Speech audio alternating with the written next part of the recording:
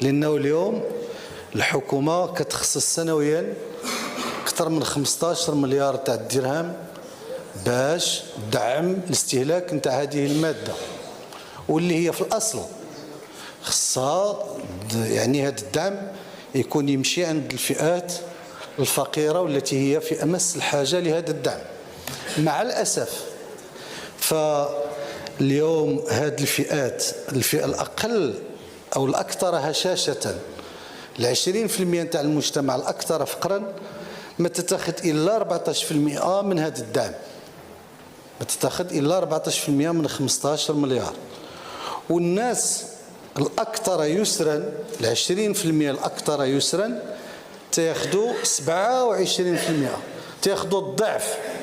يعني نفس النسبة نتاع الأكثر فقرا يلا تاخذوا النص نتاع الأكثر، نفس النسبة الأكثر يسرا. هذا هو الإشكال الحقيقي في دعم غاز البوتان وفي دعم باقي المواد المدعمة من دقيق وطني ومن سكر.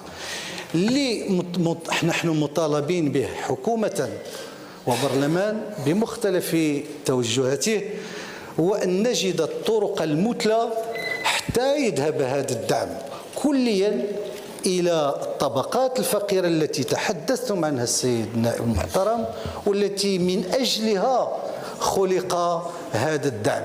وبالتالي الإشكال اليوم ماشي هي واش نخليو الدعم ولا نزيدوا منه ولا نقصوا منه.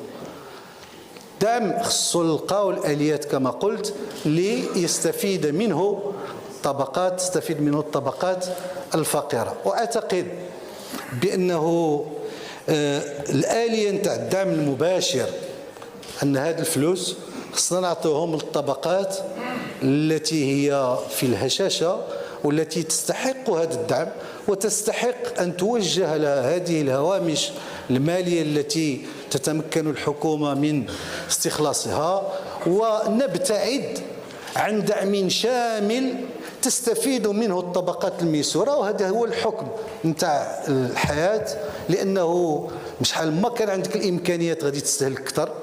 وبصريح العبارة اليوم الفقير يمكن يستهلك واحد البوطان تاع 12 كيلو اللي تكلمتيو عليها ولا ما يستهلكاش، الوغ كو الناس اللي عندهم الإمكانات ولا ماشي هما اللي خصهم يستفيدوا من الدعم، هما اللي تياخذوا 4 و5 و6 البوطان. أعتقد بأن السؤال كان مرتبط بالغاز البوطان الموجه للاستهلاك الأسر، ولكن بما أنه تفتح النقاش على الغاز المستعمل للبومباج، فأعتقد بأن